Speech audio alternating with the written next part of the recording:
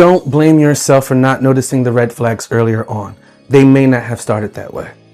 You may have noticed something, a shift in their tone, a joke that did not feel like a joke, a promise that did not match their behavior, a detail in the story that just kept moving. Something happened and something in you noticed it, but it wasn't clear enough to confront. It was not serious enough to leave, and it had not repeated enough to call it a pattern. So maybe you did see the sign. You just didn't know what color it was.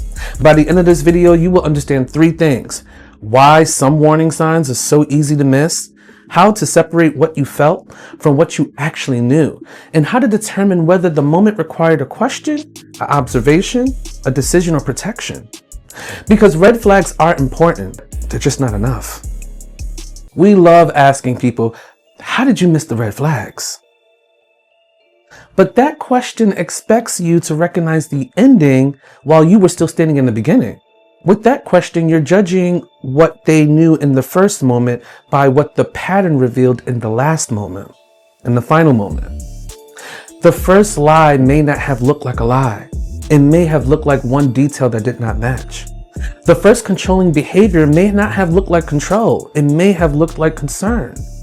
The first dismissal may not have looked like disrespect. It may have looked like bad timing. You saw one moment, one episode. You didn't yet have the whole collection. You didn't watch the whole series.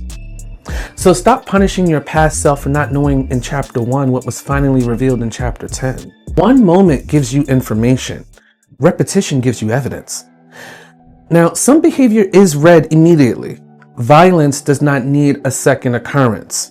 Coercion does not require observation. Threats to your safety and violations to your consent do not need to become a pattern before you protect yourself.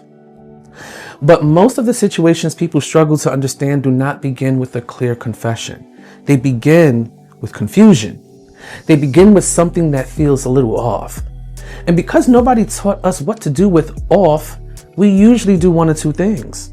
We ignore it because it's not read enough, or we exaggerate because we don't even know what to call it. We stay too long or we leave too quickly. There must be some in between. Now, it's not that we didn't see it. We just didn't know what the thing we saw required from us at the moment. Like, if that made sense. Let's talk a little bit about what you felt versus what you knew. And here's where it gets a little uncomfortable. Your feeling was real, but the explanation you attached may not have been. You can feel rejected without knowing whether someone intended to reject you. And you can feel disrespected without having proof that disrespect was their intention. You can feel anxious without currently being in danger. And you can feel suspicious without yet having all the evidence. But that does not make the emotion wrong. It makes the emotion incomplete. Your emotion tells you something here needs my attention. It does not always tell you this is exactly what happened, this is why they did it, and this is who they are. But some of us let the feeling write the entire story. They didn't respond because they don't care. They asked that question because they're jealous. They need space because they're trying to punish me. They disagreed with me because they don't respect me. Maybe. But what do you know? What happened? What did you feel? What did you assume? And what has actually been confirmed? Those are 4 different questions. And some of us keep answering all 4 with the same emotion. No one is going to care more about what you felt than you do. But that just means you owe it to yourself to separate facts from feelings. Anxiety can call itself intuition. Past hurt can call itself discernment. Avoidance can call itself peace. But we can also do the opposite. We can call it overthinking when our body noticed a mismatch. We can call ourselves too sensitive because acknowledging the behavior would require a decision we are not ready to make. So the answer is not to blindly trust everything you feel. And the answer is not to distrust yourself as well. The answer is to trust yourself enough to investigate what you feel. Your feelings identify where to look. The evidence helps you understand what you are looking at. You get that? That is the difference between emotional translation and emotional conclusion.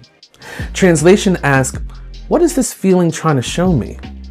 Conclusion says, I felt it, so my interpretation must be true. And that difference can stop you from turning a misunderstanding into a conviction. But it can also stop you from turning a repeated pattern into another excuse. So let's talk about what the moments require, since we're talking about red flags. Most people keep asking, is this a red flag? But the better question is, what does the evidence require me to do? Does this moment require a direct question? Does it require me to slow down and observe? Has it repeated enough to require a decision?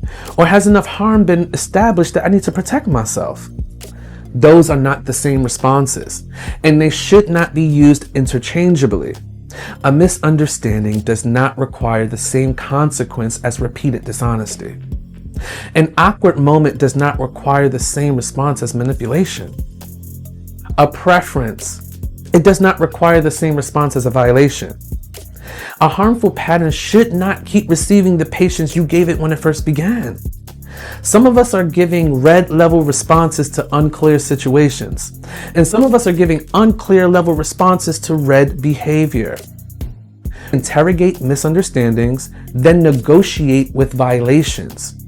We demand immediate decisions when we don't have enough information, then keep gathering information long after the pattern has already answered us.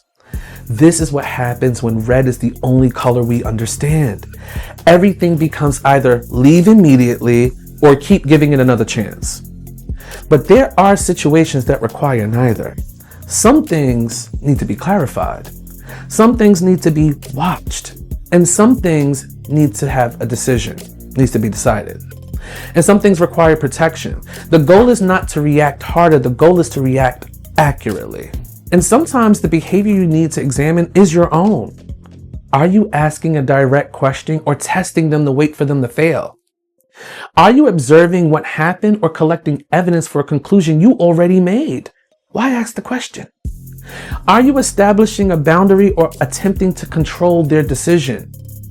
A flag does not always tell you who the bad person is. Sometimes it shows you where accountability is needed. Sometimes it shows you where clarity is missing. And sometimes it shows you that the decision has already been made. You just haven't acted on it yet. So let's bring it all together. You may not have noticed the red flag earlier because it did not start out red. The first moment may have only given you information. The repetition revealed the evidence. What you felt was real, but your feeling was a signal, not always a final conclusion about their motives, their character, or what happened. And third, stop asking only whether something is red. Ask, what does the evidence require? A question, an observation, a decision, a protection? Because without that clarity, we stay too long, we leave too quickly, we assume too much, we excuse too often. And sometimes we wait until the evidence becomes damaged. That is exactly why I created the Free Flags Clarity Check. This is not another list of 25 toxic behaviors for you to use against everybody in your life. You bring one real situation. The worksheet helps you separate what happened from what you assumed. Identify what you felt, examine how both people responded, check whether there is a pattern, determine the color, the evidence that supports it, and choose the next move that actually matches it. You can get it free at noonesaidthat.com, or you download it and use it on the situation that brought you to this video. Not the easiest situation, the one you keep replaying because you still don't know what it means. And after you complete the worksheet, if you are still stuck between the colors, or maybe you understand the evidence but cannot decide what to do with it, then you can book a private Flags Clarity session through the same website. With me, with no one. Because the worksheet can organize the evidence, but coaching helps you face what the evidence may require. So, if you learned one thing, like this video. If you learned two things, subscribe and share it with someone who keeps blaming themselves for not seeing it sooner.